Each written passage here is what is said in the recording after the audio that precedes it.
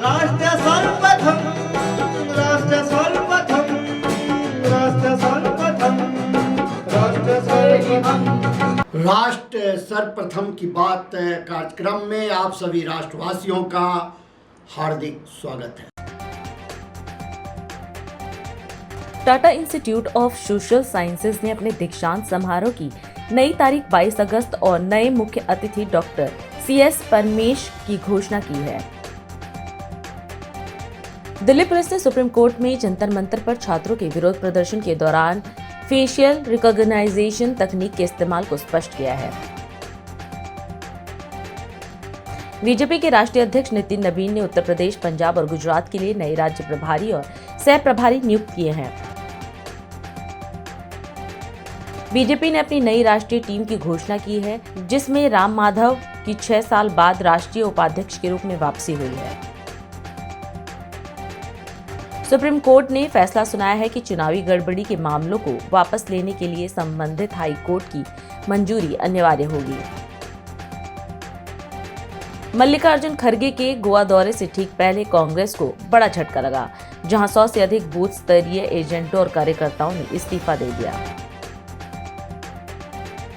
भाजपा ने वसुंधरा राजे को राष्ट्रीय उपाध्यक्ष नियुक्त किया है, जो 2028 के राजस्थान चुनाव के लिए पार्टी की रणनीति का हिस्सा है। घर खरीदारों को ईडी की बड़ी सलाह, रेरा विवरण न देने और नकद मांगने वाले बिल्डरों की करे शिकायत। महाराष्ट्र सरकार द्वारा स्थानीय संगठनों के सहयोग से शुरू किए गए 105 दिन के अभियान के तहत लगभग 1.25 लाख ऑटो रिक्शा और टैक्सी चालकों ने काम चलाओ मराठी दक्षता प्रशिक्षण कार्यक्रम पूरा किया है। दिल्ली की मुख्यमंत्री रेखा गुप्ता ने दिल्ली को कूड़े से आजादी स्वच्छता अभियान 2026 की शुरुआत की। यह शहर व्यापी अभियान 17 अगस्त से 2 अक्टूबर तक चलेगा। मुख्यमंत्री ने कहा कि अभियान के तहत सार्वजनिक स्थलों के साथ स्कूलों, सरकारी अस्पतालों और शौचालयों की भी सफाई सुनिश्चित की जाएगी। उन्होंने लोगों से माय सिटी माय रिस्पॉन्सिबिलिटी की भावना के साथ अभियान में भाग लेने की अपील की। मैं आप सबसे पूछना चाहती हूँ, जब दिल्ली की बात करते हैं तो दिल्ली की एक समस्या जो हर दिल को कष्ट देती है, हर आंख को बुरी लगती है, वो क्या है? गंदगी, कूड़ा। बट ऑब्वियस है कि ये दिल्ली की सबसे बड़ी समस्या है, कूड़ा। और शायद इसलिए थी कि पिछली सरकारें इस विषय को लेकर के सीरियस नहीं थी। जितना रोजाना का कूड़ा जनरेशन इस शहर में होता है, कमिश्नर महोदय ने बताया कि सबसे अधिक होता है पूरे देश में, परंतु उतना डिस्पोजल रोजाना का होता ही नहीं। 15,000 मीट्रिक टन कूड़ा अगर जनरेट होता है तो मात्र 6-7 हजार कूड़े को ही हम प्रोसेस कर पा रहे थे। तो कूड़े के पहाड़ क्यों नहीं लगेंगे? और वो कूड़े के पहाड़ बनते चले गए। ना तो उन कूड़े के पहाड़ों को खत्म करने के लिए सीरियस एफर्ट्स हुए, और ना ही इस दिल्ली शहर से कूड़ा खत्म करने के लिए, हटाए जाने के लिए कोई काम हुए। किसी ने 2014 से पहले देखा था क्या कि देश का प्रधानमंत्री हाथ में झाड़ू लेके निकला हो? देश को स्वच्छता का संदेश देने के लिए प्रधानमंत्री जी ने झाड़ू उठाई, काम किया, और ये बताया कि सफाई जो है केवल सरकार का और सरकारी कर्मचारियों का काम नहीं है। ये हर व्यक्ति की, हर नागरिक की जिम्मेवारी है कि शहर साफ रहे, सुंदर दिखे, हरा भरा हो। और इस जिम्मेवारी को हम सबको समझना पड़ेगा। समस्याएं हैं पर समाधान संभव है, और मैं मानती हूं इससे ज्यादा बेहतर समय कोई नहीं हो सकता जब आपका केंद्र का सपोर्ट राज्य को, राज्य का सपोर्ट नगर निगम को है। तो इससे बेहतर समय कोई नहीं हो सकता। केवल अपने मन को मजबूत करके कि yes I can do it. कहते हैं ना, हर इम्पॉसिबल के अंदर भी पॉसिबल छिपा है। और नगर निगम इस बात को करे और पूरे देश में सबसे साफ सुथरे शहरों में दिल्ली जो देश की राजधानी है, इसके में इसका नाम शुमार होना चाहिए। नगर निगम के लिए मैं कहना चाहूंगी कि हमारा लक्ष्य है कि जहां कूड़ा पैदा होता है वहीं सेग्रीगेशन। इसको ये बड़ा इंपॉर्टेंट है कि कूड़ा जहां पैदा हो रहा है वहीं सेग्रीगेट हो, और जहां कूड़ा इकट्ठा हो रहा है वहीं से ही प्रॉपर कलेक्शन होना बहुत जरूरी है कि कलेक्ट हो और वो जहां कूड़ा पहुंचे वहां पे साइंटिफिकली उसका पूरा डिस्पोजल हो, उसे प्रोसेस किया जाए, और जहां गंदगी दिखाई दे वहां तुरंत एक्शन होना चाहिए। ये चार जो अगर हमने चीजें समझ ली कि कूड़ा पैदा जहां हो सेग्रीगेट हो, जहां कूड़ा इकट्ठा हो वहां पे प्रॉपर कलेक्शन हो, और जहां पर कूड़ा पहुंचे वहां साइंटिफिक प्रोसेसिंग हो जाए, और जहां गंदगी दिखाए वहां एक्शन हो जाए, तो ये जो 4C है, कलेक्शन, क्लीनिंग, कन्वर्जन और सर्कुलर इकोनॉमी में उसको कन्वर्ट करते हुए हम अपने लिए ग्रीन फ्यूल बना लें, तो हम ऐसा का पूरा काम अपनी इस दिल्ली में शुरू करें। मैं फिर कहना चाहूंगी, कुछ भी इम्पॉसिबल नहीं है। हम सब मिलके, छोटी सी दिल्ली है, बहुत बड़ी नहीं है, हम अपने छोटे से शहर के लिए, सबसे इंपॉर्टेंट बात है कि अपने शहर के लिए दिल में दर्द हो, मेरी सिटी मेरी जिम्मेदारी, माई सिटी माई रिस्पॉन्सिबिलिटी, इस फील के साथ हम काम करेंगे तो निश्चित रूप में हम जरूर इस कूड़े से आजादी अभियान को यथार्थ कर पाएंगे। भारतीय जनता पार्टी के राष्ट्रीय अध्यक्ष नितिन नवीन ने विशाखापट्टनम में आयोजित विस्तारित राज्य कार्यकारिणी बैठक को संबोधित किया। 5 दिवसीय आंध्र प्रदेश दौरे के दौरान उन्होंने संगठन को मजबूत करने और बूथ स्तर तक कार्यकर्ताओं से संवाद पर जोर दिया। नितिन नवीन ने कहा कि पार्टी के कार्यकर्ता 2047 तक विकसित भारत के संकल्प को साकार करने में महत्वपूर्ण भूमिका निभाएंगे। उन्होंने कहा कि भाजपा केवल सत्ता के लिए नहीं बल्कि विचार और राष्ट्र सेवा के लिए बनी है। साथियों, आज जब मैं आपके बीच में संबोधन के लिए खड़ा हुआ हूं तो मैं भारतीय जनता पार्टी के उस भविष्य के कार्यकर्ताओं को संबोधित कर रहा हूं 2047 के विकसित भारत बनाने के सपने को साकार करने वाला है। मैं शुरू से हमेशा कहता हूं, भारतीय जनता पार्टी केवल सत्ता और के लिए नहीं, विचार को के लिए बनी है, और विचारों को ही हम कहीं ना कहीं अपनी ताकत मानते हैं। हम विचार की इस यात्रा को, त्याग की इस यात्रा को, तपस्या की इस यात्रा को राष्ट्र प्रथम की यात्रा के साथ जोड़कर काम करते हैं। जहां श्यामा प्रसाद मुखर्जी जी का राष्ट्रवाद, दीनदयाल उपाध्याय जी का अंत्योदय, और हम कह सकते हैं कि हमारे श्रद्धेय भारत रत्न अटल बिहारी वाजपेयी जी का सुशासन, आज तीनों मंत्र को आत्मसात करते हुए हमारे श्रद्धेय माननीय प्रधानमंत्री नरेंद्र मोदी जी इन तीनों मंत्रों को एक साथ एक मंत्र में पिरोते हुए सुशासन, अंत्योदय और राष्ट्रवाद को आगे बढ़ाते हुए कहीं ना कहीं विकसित भारत के सपने को साकार करने में लगे हैं। जब हम अपने कार्यकर्ताओं के साथ बैठे हैं तो मैं इसलिए उन चीजों को स्मरण कर रहा हूं क्योंकि भारतीय जनता पार्टी का जो विस्तार है, जो स्वरूप आज हम देख रहे हैं, उन संघर्षों को याद रखना है, उन संकल्पों को याद रखना है। मित्रों, जब हम चर्चा करते हैं अपने संघर्षों को तो कहीं ना कहीं मुझे आज के दिन वेंकैया नायडू जैसे शख्सियत को भी याद करने का, कहीं ना कहीं कल मैं उनके कार्यक्रम में शिरकत किया। आज भारतीय जनता पार्टी में एक ऐसा शख्सियत भी है, ऐसा कार्यकर्ता भी है जो कहीं ना कहीं एक दीवार लेखन से अपनी जीवन को शुरू करता है, माइक्रोफोन लेकर बड़े बड़े नेताओं के आह्वान, कार्यक्रमों के लिए आह्वान करता है, और वही कार्यकर्ता एक दिन भारतीय जनता पार्टी का राष्ट्रीय अध्यक्ष बनता है। ये सौभाग्य भी इस राज्य के लोगों को मिला है, इस क्षेत्र के कार्यकर्ताओं को मिला है। इसलिए इनकी चर्चा कर रहा हूं मित्रों कि जहां हमें लंबी दूरी के लिए आगे बढ़ना है, भारत के विकास को, भारत के संकल्प को आगे बढ़ाना है, वहीं कहीं ना कहीं अपने जड़ों को भी ध्यान में रखना है। और मैं इसलिए आज कहता हूं कि जो कार्यकर्ता आज यहां बैठा है, आज मुझे पीवीएन माधव जी ने और उनकी टीम ने जिस प्रकार से जानकारी दी कि आज भारतीय जनता पार्टी का संगठन, चाहे वो मंडल से लेकर जिला और प्रदेश तक का हो, उसको लगातार मजबूत करने में एक एक कार्यकर्ता लगा है। और आज पूरे 965 मंडल के अध्यक्ष यहां उपस्थित होकर भाजपा के विकास को, भारत के विकास का संकल्प लेने वाले हैं। मैं इसके लिए आप सभी कार्यकर्ताओं को अभिनंदन करता हूं। समय था जब भारतीय जनता पार्टी के 2 सांसद हुए थे और लोगों ने देश और दुनिया में सोचा कि भारतीय जनता पार्टी की शुरुआत अब शुरुआत में ही समाप्ति का दौर है।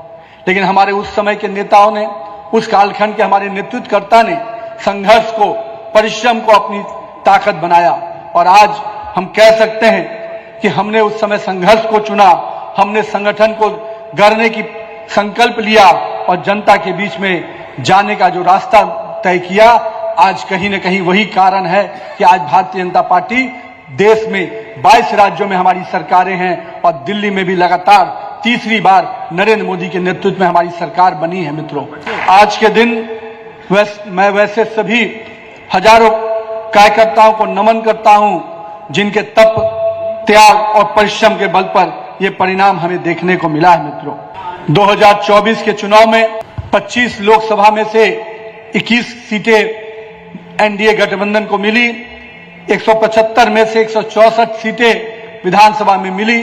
कहीं ना कहीं ये पूरा आंकड़ा हमें और संघर्ष के लिए संकल्पित करता है। मैं पहले इस पूरे परिणाम के लिए पूरी प्रदेश की इस टीम को बहुत बहुत बधाई देता हूं। साथ ही साथ मैं ये बात का भी आपको संकल्प कराता हूं कि ये जीत हमारे लिए चुनौती है, ये जीत हमारे लिए जिम्मेवारी है जो हमें आगे बढ़ने के लिए प्रेरित करेगी। तो आइए भारतीय जनता पार्टी के संगठन को और विस्तार और मजबूती दे। पंजाब के शिक्षा मंत्री हरजोत सिंह ने विधानसभा में राज्य की शिक्षा व्यवस्था को लेकर स्टेटस रिपोर्ट पेश की थी। इसके उपरांत उन्होंने एक प्रेस वार्ता में दावा किया कि पंजाब स्कूली शिक्षा की गुणवत्ता के मामले में शीर्ष स्थान पर पहुंच गया है। बैंस ने बताया कि 2022 के मुकाबले स्कूल की चारदीवारी का काम 99% तक पूरा किया गया है और अब सरकारी स्कूलों में जमीन पर बैठकर पढ़ने वाला कोई बच्चा नहीं है। उन्होंने कहा कि पिछले 4 वर्षों में सरकारी स्कूलों में बुनियादी सुविधाओं और शिक्षा के स्तर में बड़े बदलाव किए गए हैं, जिससे बच्चों के बेहतर भविष्य की नींव मजबूत हुई है। पंजाब ਦੇ ਵਿੱਚ ਜੋ ਐਜੂਕੇਸ਼ਨ ਡਿਪਾਰਟਮੈਂਟ ਦੇ ਵਿੱਚ ਜੋ ਸਿੱਖਿਆ ਵਿਭਾਗ 'ਚ ਜੋ ਕੰਮ ਹੋਇਆ ਉਸ ਦੀ ਸਟੇਟਸ ਰਿਪੋਰਟ ਆਪ ਸਭ ਦੇ ਸਾਹਮਣੇ ਰੱਖਣਾ ਚਾਹੁੰਦਾ। ਆਪ ਸਭ ਜਾਣਦੇ ਹੋ ਕਿ ਇਸ ਵਕਤ ਪੂਰੇ ਦੇਸ਼ ਦੇ ਵਿੱਚ ਜਿਹੜਾ ਹੈ ਸਕੂਲਸ ਨੂੰ ਲੈ ਕੇ ਤੇ ਬੜੀ ਖੁਸ਼ੀ ਹੈ ਕਿ ਐਜੂਕੇਸ਼ਨ ਨੂੰ ਲੈ ਕੇ ਜਿਹੜੀ ਹੈ ਚਰਚਾ ਹੋ ਰਹੀ ਹੈ ਤੇ ਮੈਨੂੰ ਇਹ ਗੱਲ ਦੱਸਦੇ ਹੋਏ ਗਰਵ ਮਹਿਸੂਸ ਹੋ ਰਿਹਾ, ਮਾਣ ਮਹਿਸੂਸ ਹੁੰਦਾ ਹੈ ਕਿ ਦੇਸ਼ ਦੀ ਸਿਰਫ ਅਤੇ ਸਿਰਫ ਇਕਲੌਤੀ political party Aam Aadmi party ਸੀ ਜੋ ਕਿਸੇ ਇਲੈਕਸ਼ਨ ਦੇ ਵਿੱਚ ਆਪਣੇ ਮੈਨੀਫੈਸਟੋ ਤੇ ਆਪਣੇ ਕੋਰ ਏਜੰਡਾ ਦੇ ਵਿੱਚ ਗਵਰਨਮੈਂਟ ਸਕੂਲਸ ਨੂੰ ਤੇ ਐਜੂਕੇਸ਼ਨ ਨੂੰ ਲੈ ਕੇ ਗਈ ਸੀ।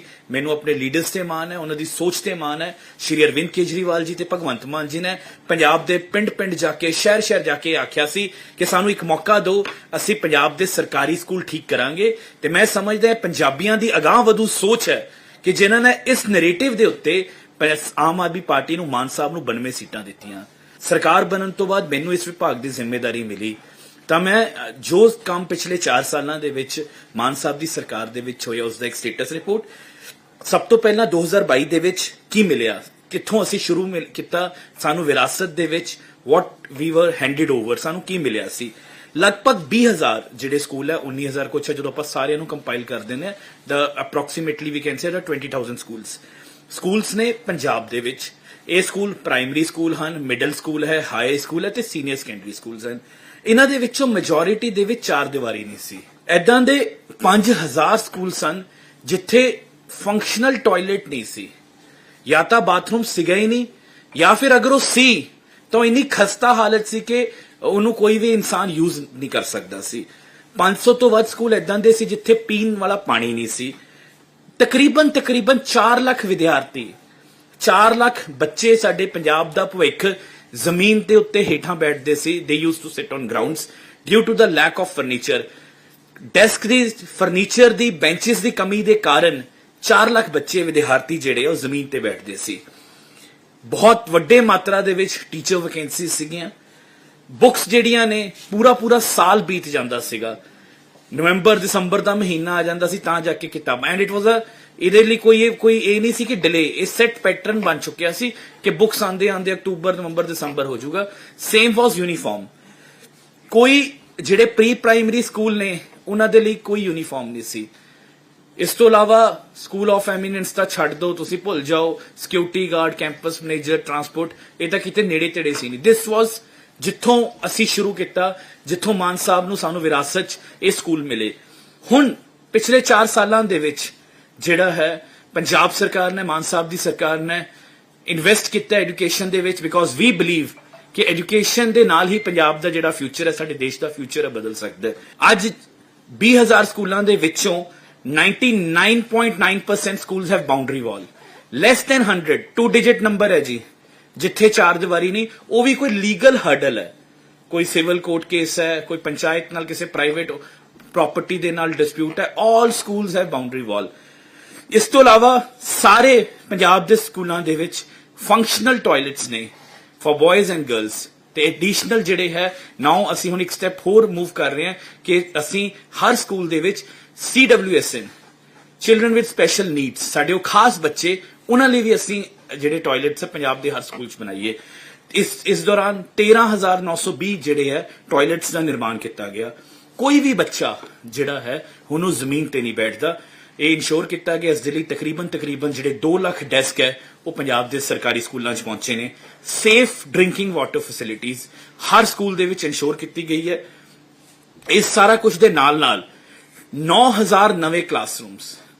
ਤੁਸੀਂ ਇਸ ਨੰਬਰ ਨੂੰ ਸੋਚ ਕੇ ਦੇਖੋ ਤੇ ਤੁਸੀਂ ਅੱਜ ਜਿਹੜਾ ਹੈ 16 ਮਾਰਚ ਨੂੰ ਮਾਨ ਸਾਹਿਬ ਨੇ ਸਹੁੰ ਚੱਕੀ ਸੀ ਤੇ ਅੱਜ ਆਪਾਂ ਜਿਹੜੇ ਹੈ 18 ਅਗਸਤ 2026 ਖੜੇ। ਤੁਸੀਂ ਦਿਨ ਕੈਲਕੂਲੇਟ ਕਰ ਲਿਓ ਤੇ ਇਸ ਨੂੰ ਨਾਲ ਡਿਵਾਈਡ ਕਰ ਲਿਓ ਕਿ ਹਰ ਰੋਜ਼ ਪ੍ਰਤੀ ਦਿਨ ਜਿਹੜੇ ਕਿੰਨੇ ਕਲਾਸਰੂਮ ਬਣੇ। 9,000 ਐਡੀਸ਼ਨਲ ਨਿਊ ਕਲਾਸਰੂਮਸ ਜਿਹਦੇ ਵਿੱਚ ਕਲਾਸਰੂਮਸ ਹੈ, ਲੈਬਸ ਹੈ, ਸਾਇੰਸ ਲੈਬਸ ਹੈ, ਫਿਜ਼ਿਕਸ ਲੈਬਸ ਹੈ, ਬਾਇਓ ਲੈਬ ਹੈ, ਸਟਾਫ ਰੂਮ ਹੈ, ਮਲਟੀਪਰਪਸ ਹਾਲਸ ਹੈ। ਇਹਨਾਂ ਦੀ ਕੰਸਟਰਕਸ਼ਨ ਹੋ ਚੁੱਕੀ ਹੈ, ਮੁਕੰਮਲ ਹੋ ਚੁੱਕੇ ਹੈ।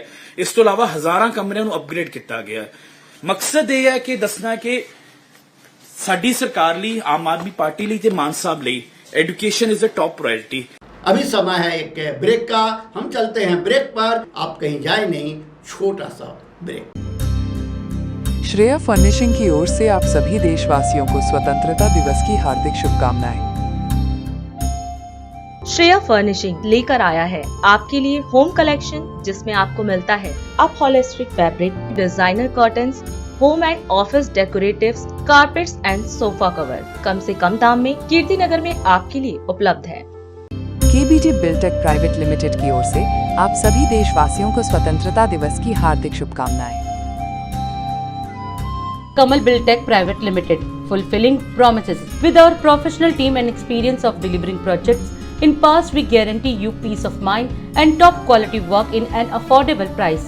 और अधिक खबरों के लिए आप हमारे YouTube चैनल दैनिक इंडिया दर्पण को अभी सब्सक्राइब करें और नोटिफिकेशन के लिए बेल आइकन को प्रेस करना ना भूलें। राष्ट्र सर्वप्रथम की बात कार्यक्रम में ब्रेक के बाद एक बार फिर आप सभी राष्ट्रवासियों का स्वागत है। गोरखपुर में मुख्यमंत्री योगी आदित्यनाथ ने प्रांतीय रक्षक दल जवानों के सम्मेलन में मुख्यमंत्री PRD परिवार कल्याण और कैशलेस चिकित्सा योजना का शुभारंभ किया।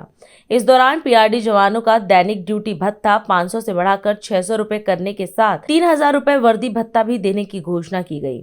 इस दौरान मुख्यमंत्री ने कहा कि PRD स्वयंसेवक कानून व्यवस्था और प्रदेश की सुरक्षा में महत्वपूर्ण भूमिका निभा रहे हैं।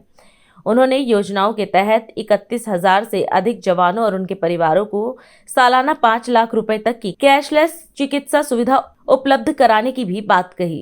प्रांतीय रक्षक दल के स्वयंसेवकों को मुख्यमंत्री कैशलेस स्वास्थ्य सुविधा के साथ जोड़ने के लिए आयोजित आज के इस कार्यक्रम में उपस्थित सभी हमारे प्रांतीय रक्षक दल के स्वयंसेवकगण, विभागीय अधिकारीगण और उपस्थित बहनों और भाइयों, मैं सबसे पहले उत्तर प्रदेश में कानून का राज स्थापित करवाने में पुलिस और प्रशासन के साथ एक सहयोग की भूमिका के साथ सदैव समर्पित भाव के साथ, यानी शांति हो या अन्य विपरीत परिस्थितियों में भी ऐसे सभी प्रांतीय रक्षक दल के स्वयंसेवकों का मैं इस कार्यक्रम के अवसर पर हृदय से अभिनंदन करता हूं। अभी मुझे अच्छा लगा कि विभागीय स्तर पर आप लोगों को एक हाई राइज बिल्डिंग बैरक के रूप में लखनऊ के सरोजनी नगर में उपलब्ध हो रही है।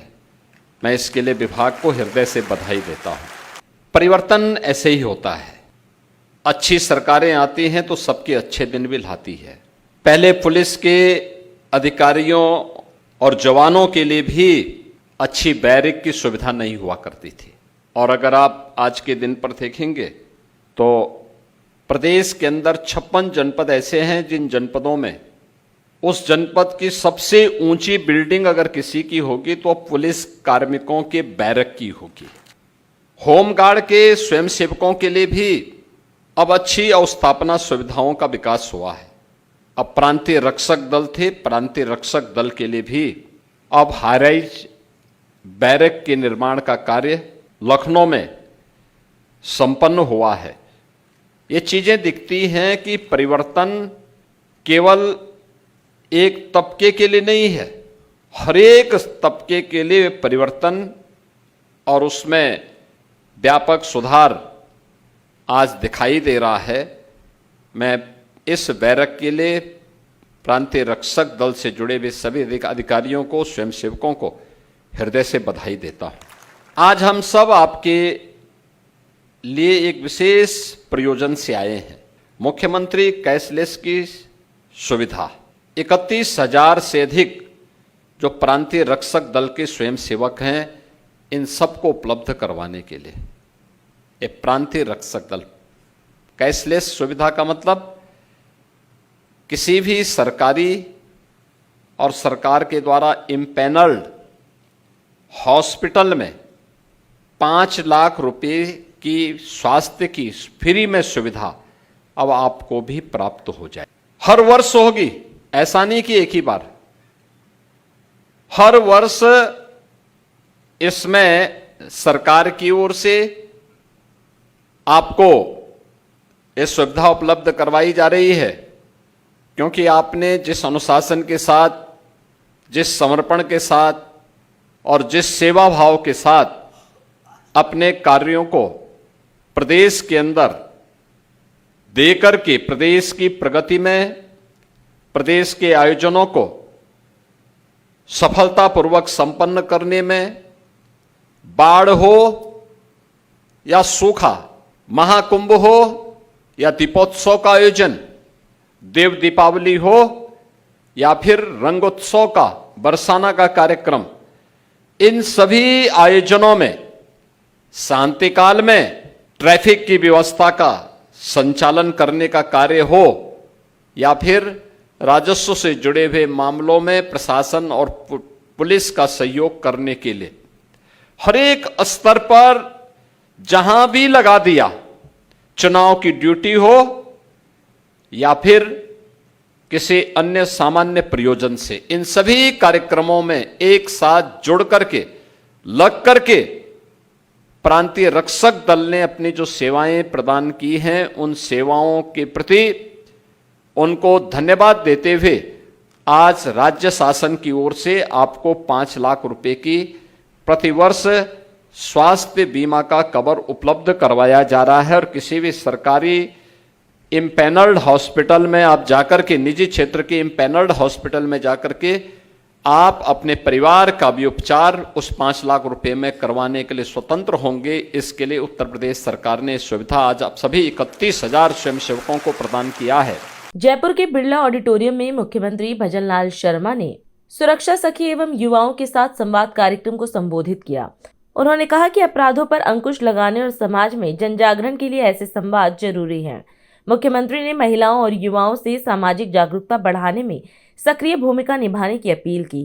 उन्होंने कहा कि प्रधानमंत्री नरेंद्र मोदी के 2047 तक विकसित भारत के संकल्प और राजस्थान के विकास के विजन को साकार करने में युवा और महिलाएं महत्वपूर्ण भूमिका निभाएंगे। सुरक्षा सखी एवं युवा सीएलजी सदस्यों के इस कार्यक्रम में विराजमान सभी पुलिस के अधिकारीगण, सुरक्षा सखी बहनों, युवा सीएलजी के सदस्य, सभी कर्मचारीगण, सभी मेरे युवा साथियों, भाई और बहनों, देखिए ये कार्यक्रम शायद ही पहला कार्यक्रम है, क्योंकि उस दिन भी पहला कार्यक्रम था, वो तो सीएलजी के मेंबर और वो लोग जुड़े थे। और ये पुलिस के द्वारा, क्योंकि इसकी चर्चा 3-4 महीने पहले हुई थी कि अपराध कम करने के लिए, समाज के अंदर जनजागरण के लिए यह आवश्यक है कि हम युवा और महिलाओं में जन जागरण के माध्यम से जागृति लाने का काम करें, क्योंकि हमारे देश के यशस्वी प्रधानमंत्री नरेंद्र मोदी जी कहते हैं कि इस देश के अंदर 4 जातियां हैं और वो जातियां हैं युवा, महिला, किसान, मजदूर। इसमें सभी समाहित हो जाते हैं। और जब मैं युवा और महिला की जब हम बात करते हैं तो निश्चित रूप से विकसित भारत 2047 की कल्पना, मोदी जी का विजन, 2047 का विकसित राजस्थान, अगर वो बनेगा तो युवा और महिला के माध्यम से बनेगा, किसान और मजदूर के माध्यम से बनेगा। आज का ये कार्यक्रम सुरक्षा, सम्मान, स्वाभिमान, सशक्तिकरण की भावना को मजबूत करने में एक महत्वपूर्ण कार्यक्रम है। ये भावना, ये सोच हमारी कार्यप्रणाली का आधार है, क्योंकि अच्छी कानून व्यवस्था अगर होगी तो हमारे प्रदेश का विकास होगा। पुलिस की महत्वपूर्ण भूमिका है इसमें कि उन्होंने एक जनजागरण के माध्यम से हर थाने में, हर बीट में ऐसे युवा सदस्य निकाले जो उस थाने का सहयोग कर सकते हैं। ऐसी हमारी सुरक्षा सखी निकाली, उसमें से जो वो थाने का सहयोग कर सकती हैं। समाज की सक्रिय भागीदारी में उनका सहयोग आवश्यक है। कांग्रेस अध्यक्ष मल्लिकार्जुन खड़गे ने गोवा में एक जनसभा को संबोधित किया। उन्होंने सभा में मौजूद लोगों को देखकर खुशी जताई और कहा कि गोवा की जनता ने हमेशा कांग्रेस का समर्थन किया है। खड़गे ने कांग्रेस के गौरवशाली इतिहास का जिक्र करते हुए उन्होंने गोवा को सुरक्षित रखने के लिए कांग्रेस का साथ देने की अपील की और पार्टी द्वारा किए गए वादों को पूरा करने की प्रतिबद्धता दोहराई। सभी को मेरा और एक बार मैं नमस्कार करना चाहता हूँ। ये जो हमारा यहाँ पर मीटिंग जो बुलाई गई है, ये पब्लिक प्लेटफॉर्म पे आज बहुत लोग यहाँ पर, उनको देख के मुझे खुशी हो गई है। शायद ही गोवा के इतिहास में इतने ज्यादा से ज्यादा लोग एक जगह, खुले जगह पे जमे हैं, यही बहुत बड़ी बात है। और कांग्रेस पार्टी के लिए मैं एक शुभ दिन मानता हूं, क्योंकि आप लोग निडर हो, पढ़े लिखे हो, कांग्रेस पार्टी के लिए जान देने वाले लोग हैं और जो वायदा हमने किया है उन वायदों को हम निभाएंगे और आम परिवार का बढ़ती महंगाई को भी हम घटाएंगे और पारंपरिक व्यवसायों को भी साथ देंगे और नेचुरल रिसोर्सेस गोवा के बचाएंगे और नशे से की समस्या को भी हम खत्म करेंगे। महिला को भी अपनी सुरक्षा को लेकर चिंतित है, हम उसको भी खत्म करने की पूरी कोशिश है। आज नौजवान हमारे साथ है, इसीलिए मैं और ज्यादा लंबा मेरा भाषण खींचना नहीं चाहता, तो बस इतनी बातें कह के मैं अपनी बात को समाप्त करता हूं। और अधिक खबरों के लिए आप हमारे YouTube चैनल दैनिक इंडिया दर्पण को अभी सब्सक्राइब करें और नोटिफिकेशन के लिए बेल आइकन को प्रेस करना ना भूलें। आज हम इस कार्यक्रम में आपसे विदा लेते हैं। आप अन्य खबरों के लिए बने रहे। राष्ट्र सर्वप्रथम, वंदे मातरम, जाग उठा है भारत। राष्ट्र सर्वप्रथम, राष्ट्र सर्वप्रथम, स्वल्पथम्